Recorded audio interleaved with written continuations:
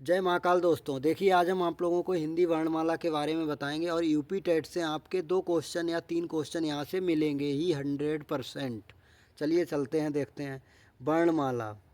वर्णमाला क्या है? वर्ण भाषा की सबसे छोटी इकाई ध्वनि है। जो भाषा की सबसे छोटी इकाई क्या है? ध्वनि है। इस ध्वनि को वर्ण कहते हैं हम। इस ध्वनि को क्या कहते हैं? हम वर्ण कहते हैं। वर्णमाला वर्णों के व्यवस्थित समूह को वर्णमाला कहते हैं। जो वर्णों के व्यवस्थित समूह होते हैं उन्हें क्या कहते हैं? वर्णमाला कहते हैं। भाषा की सबसे छोटी मौखिक इकाई ध्वनि है। जो भाषा की सबसे छोटी मौखिक इकाई है वो ध्वनि है। और भाषा की सबसे छोटी लिखित इकाई वर्ण है। चलिए आगे देखते हैं। बहुत शॉर्ट तरीके से मैंने लिखा है कि जैसे आप लोग समझ सकें। देखिए, वर्णों को 3 भागों में बांटा है।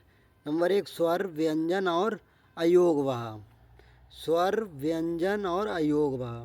स्वर, स्वरों की संख्या कितनी होती है? स्वरों की संख्या होती है हमारी 11। जैसे छोटा हो गया, बड़ा हो गया, छुटी हो गई, बड़ी हो गई, छुटोऊ हो गया, बड़ोऊ हो गया, ऋषि हो गया, ये हो गया, आय हो गया, आओ हो गया, और हमारा आओ हो गया। ठीक है।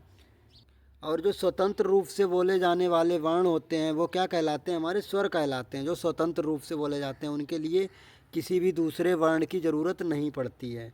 इनकी कुल संख्या, हमारे वर्णों की कुल संख्या होती है 52 और स्वरों की संख्या होती है 11। स्वरों की संख्या कितनी होती है? 11 होती है। चलिए आगे देखते हैं।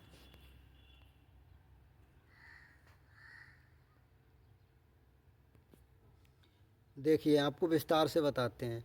स्वरों की संख्या 11 है और व्यंजनों की संख्या 33। अयोगवाह की संख्या होती है हमारी 2 और संयुक्त व्यंजनों की संख्या होती है 4 और उक्त व्यंजनों की संख्या होती है 2। ठीक है, चलिए देखते हैं।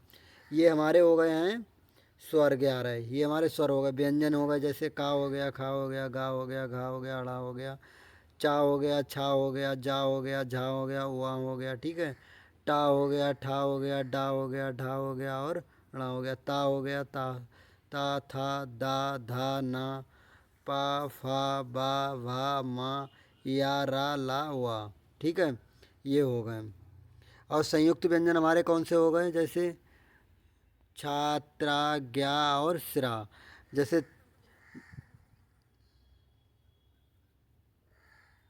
जैसे छा बना है तो ये और ये किससे बना है? का और सा से बना है। त्रा किससे बना है? ता और प्लस रा से बना है।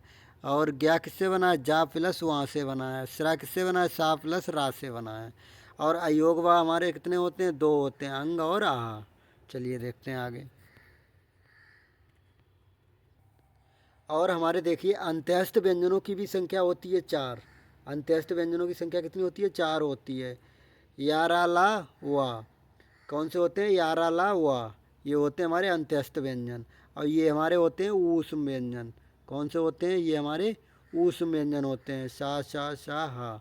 ये हमारे ऊष्म व्यंजन होते हैं।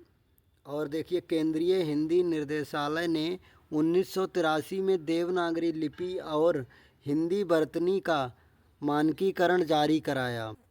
लिपि, किसी भाषा को लिखने का तरीका लिपि कहलाता है। क्या कहलाता है? हमारा लिपि कहलाता है। हिंदी भाषा की कौन सी लिपि है? हमारी देवनागरी लिपि है। हिंदी भाषा की कौन सी लिपि है? देवनागरी लिपि है। ये आप लोगों को याद रखना है। बताइए आप लोगों को वीडियो कैसा लगा। अगर आप लोगों को वीडियो अच्छा लगा हो तो लाइक करें। अगर आप नए हैं तो हमारे चैनल को सब्सक्राइब करें।